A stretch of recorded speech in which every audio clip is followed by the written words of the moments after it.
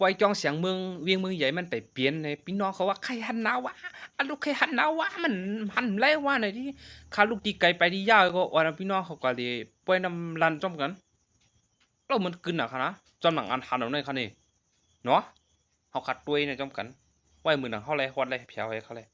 จังนั้นครับไม่ชุ่มกะอ๋อลูกมุกกะมุเยอะมุกกะลุงมุกกะลุงมุกกะวันอ๋อลูกขับอยู่ในกวนได้หน่วยจอมหนังหันแล้วค่ะนะ โอ้ปล่อยเดี๋ยวลามหลงค่ะเนาะถ้าได้มีเงินเฮ็ดโหเฮียงเสียนนี่ก็เหลให้บ่จอดบดในหัวค่ำเลยค่ะได้นะหัวค่ำมาเอี้ยวค่ะ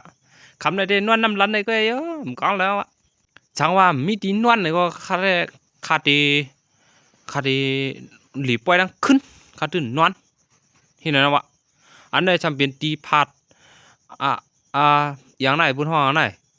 สังเนี่ยอันชูหันแนวอะมันเปลี่ยนสังก็เปลี่ยนนั่นนะครับแล้วมือไกลได้ที่บินหกคำก็ขึ้นเป็นกลางวันเป็นอินค่ะเนาะอ๋อขาวค่ะเข้าขึ้นก่อนดีจ้อมกันเที่ยงโลมันดีเกี่ยวดีเซอร์หน่วยค่ะเนาะเจมคำเจมสังหัวบ่เจจุงหมดคันนี้เนี่ย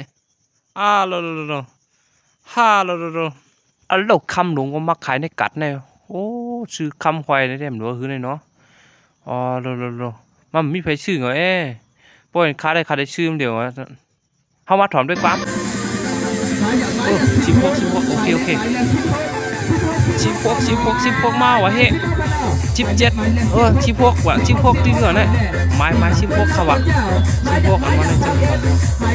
แล้วขาคือนะเอาคันนี้นวลบังในกลางป่วยแนวกันมาขาเราขาคือนะว่าพี่น้องเขา